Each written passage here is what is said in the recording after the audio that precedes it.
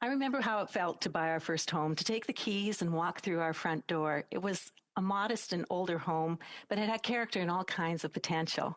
For young people, owning a home is often seen as a key to the next chapter of their life story, which includes a lot of times starting a family and putting down roots in a community where they contribute to the social and economic fabric while building lifetime friendships and family memories. Quite simply, a home is considered a really important part of realizing the Canadian dream. But that dream is in jeopardy. In fact, it's in crisis. An entire generation of Canadians is being left behind and worse off than their parents' generation with this government's constant rising of taxes, printing of money, spending that money they don't have, rising inflation, and orchestrating a housing crisis.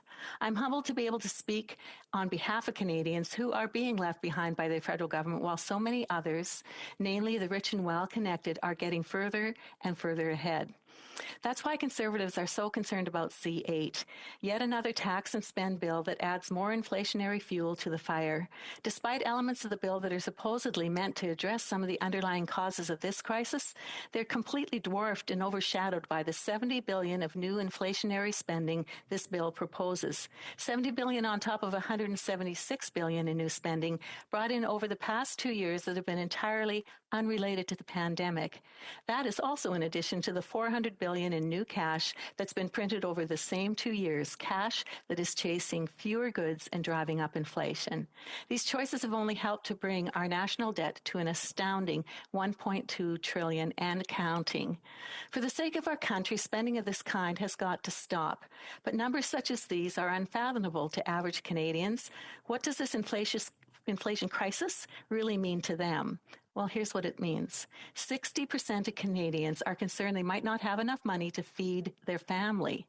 This government appears to take no concern with that fact that the average person will need to spend $1,000 more in a year to simply feed their family. While that's insignificant to many who sit in this House of Commons, that's simply outside the margins for most Canadians. That's why many have no choice but to change their buying habits, moving to less healthy choices, discount brands, or cutting back on food significantly. At the same time, one can't even begin to provide nutritious food for your family if you can't get to the grocery store. And that is a real problem, especially in rural Canada. 68% of Canadians are worried they can't afford to fill up their cars any longer. This government likes to shrug off the blame to current world events, denying the layers of carbon taxes and compounded with GST that they've been punishing Canadians with several times over, and that it's disproportionately punitive on families and low-income Canadians and seniors. We're just days away from yet another increase in the carbon tax that will add 12 cents to every litre of gasoline. As the official opposition, we've devoted entire days to debate on this matter alone and have asked the government to give Canadians a GST holiday on gas, but to no avail. In their first act as a coalition government, the NDP-Liberal government voted our motion down. Even the NDP are not interested in giving Canadians support, a break at the pumps in these extraordinary times. So what would make anyone believe that this coalition will follow through with relief for first-time home buyers? Why should Canadians trust them, especially when the relief is not enough in light of the insane prices in the housing markets today? When the Prime Minister took power, the cost of a typical home was $435,000. That has since ballooned by over 85%, up to, I believe, $860,000 now, with inflation of 25% and more in just the last year alone. As politicians, we can cite these numbers all day long, but real empathy and meaningful action only comes from hearing the effects of this affordability crisis on everyday Canadians. So let's shift the focus back squarely onto housing.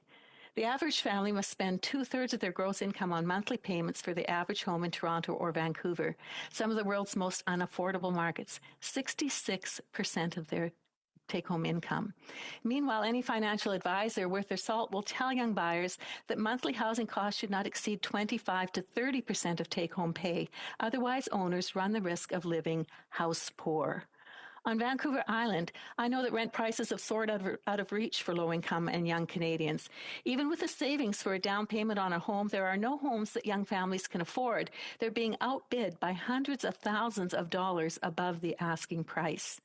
British Columbia's own Minister of Housing states that the province has been told to prepare for 100,000 new British Columbians every year for the next 3 years. 100,000 every year. That's about 1/3 of Canada's total immigration target. In the last 3 months, 24,000 new Canadians have arrived in BC. Compounded with population growth within the existing population, pressure on housing supply is only going to get worse. The minister was clear that a dramatic increase in new builds is needed in short order. And also the effect of offshore investment in Canadian land and real estate is making affordable housing an impossibility for young families. Closer to Ottawa, a friend put a bid on a new home, actually right here in the nation's capital. Another buyer offered $10,000 more than the asking price. This individual took a deep breath and matched it, only to learn that the response was the other individual offered $90,000 higher. Another couple I know locally have been diligent in putting away every dollar they can. In fact, they've now saved an amount for a down payment equal to the full purchase price of the husband's childhood home in 1999 prices. But they're still unable to find a home in Ottawa without living house poor. The most affordable options would place them more than an hour out of the city, away from their places of employment and the opportunities and services that the city provides. It's not surprising then that Ontario has seen an exodus from the province in the last year. In 2021 alone, 108,000 individuals have left for other provinces. That's the highest level since 1981 and could be because the average price of a home in the Greater Toronto Area climbed 31% to $1.2 million. While the housing crisis is national in scope, regional spikes like the one in Ontario are why so many are actually calling Saskatchewan home now. I know of many retirees, one couple as an example, who could not afford to remain in Ontario. They planned a short visit to Saskatchewan, but ended up staying permanently. And then they invited their children to bring their families to Saskatchewan.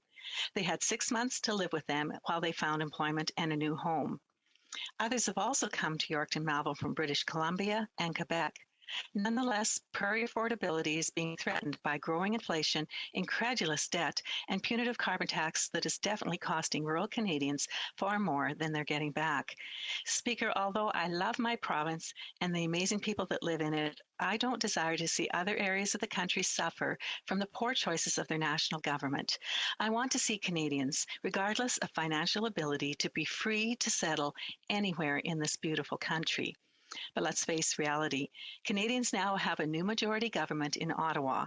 The survival of the old Liberal government, which initially tabled C8, now officially relies on the support of a party with even more reckless intentions to run up debt and doesn't care how much money they have to print to do so. Unless this political love affair falls by the wayside, Canadians are stuck with this new reality for the next 3.5 years. Despite indifferences on the other side of the House, Conservatives will be present every day to offer solutions to this affordability crisis. For example, C8 proposes a 1% annual tax on the value of vacant or underused residential properties that are directly or indirectly owned by non-resident, non-Canadians. Speaker, in Calgary, I personally know of a family that rented in a subdivision that's completely owned by a Chinese investor who has never set foot in Canada. Conservatives would have implemented a 2-year ban on foreign investors not living in or moving to Canada from buying homes. We also proposed encouraging foreign investment in purpose-built rental housing that's affordable for Canadians. We will also continue to push this government to remove the gatekeepers to development and get shovels in the ground. Canada's housing crisis is fueled in large part by the choices of this federal government. They can choose to let the builders build or continue to stand in their way. They can choose to rein in spending and lower taxes or continue to allow inflation to spiral out of control. This government is letting down young Canadians. The new generation of first-time buyers are not looking for flashy slogans, hashtags, or photo ops. They want action from this new NDP-Liberal majority government that addresses the crisis through concrete action. The first logical step would be to withdraw this irresponsible bill, which only puts the Canadian dream of ownership further out of the reach of young Canadians. Questions and comments? Questions et commentaires? The honourable member for Battleford, Lloydminster. Thank you, Madam Speaker. I was just wondering if the member could expand on affordability. I know I hear from my constituents almost on a daily basis of taxes increasing. We know we just had the carbon tax increase here on Friday, but also the excise tax on alcohol. So I was just wondering if she is hearing the same thing from her constituents on the other side of the province that we share in Saskatchewan of affordability and the cost of living and how it's affecting her constituents. Thank you. The honourable member for Yorkton Melville. Yes, thank you, Madam Speaker, and I thank my colleague from Saskatchewan for the question. Absolutely, I hear about it constantly every day, and just the thing that frustrates my constituents so much is that this government absolutely refuses to listen to the truth about the circumstances that they're facing. The increase in the carbon tax, inflation especially as well, is just causing everything to go up. And of course, the ability to afford a home now, it's become a scenario where people are house poor if they do take that step and spend so much of their income on that house that's really, truly unaffordable. L'honorable député de Drummond. Merci, Madame la Présidente. Thank you, Madam Speaker. The Conservatives, as well as the Bloc Québécois, often are there to defend areas of jurisdiction of the provinces in Quebec, and generally opposed to federal interference in these areas. Now here with C8, the federal government will be interfering now in municipal areas by getting involved in property taxes. So this is a whole new kind of interference. I'd like to hear from my colleague on this. How does she see this new behavior, this new Liberal interference in areas of municipal jurisdiction? The honourable member for Yorkton Melville. Well, I appreciate the member's question, and the truth of the matter is that this government is very self-serving in the way that it's choosing to work with our provinces. They take advantage of circumstances where they are in need of funding and truly are putting them in a place where either they do it their way or it's my way or the highway. And this is not acceptable. I'm very proud of Saskatchewan and our government and our ability to run our province with its own jurisdiction of areas, and we certainly as Conservatives support that. Comments? The honourable member for Stormont, Dundas, South Glengarry. Thank you, Madam Speaker, and to my colleague from Saskatchewan for her speech. I think, like her riding, like mine, the carbon tax is an issue that many Canadians are talking about in terms of affordability, cost of living. And one of the things I'd just like her to comment on, take the opportunity when we talk about the government's economic record and their fiscal plan, albeit from this fall, looking ahead perhaps to the budget even this Thursday, is the parliamentary budget officer saying that this disproportionately impacts rural residents more. It is costing them out of pocket. It is costing net families and businesses, and that ripple effect is adding to an already difficult cost of living issue here. If she could relate and take the opportunity to perhaps share the context from her part of the country. I know in my riding in Eastern Ontario, whether it be the city of Cornwall or some of the more rural parts, we have, I think what I'm going to hear is a very similar challenge and frustration of many Canadians. Thank you, Madam Speaker. The honourable member for Yorkton Melville. Yes, and I thank my colleague for that observation and that question. One thing that I have learned being a member of Parliament that means a great deal to me, and I share this with my constituents here in Saskatchewan, we are rural, and the majority of the GDP of this nation is created in rural Canada.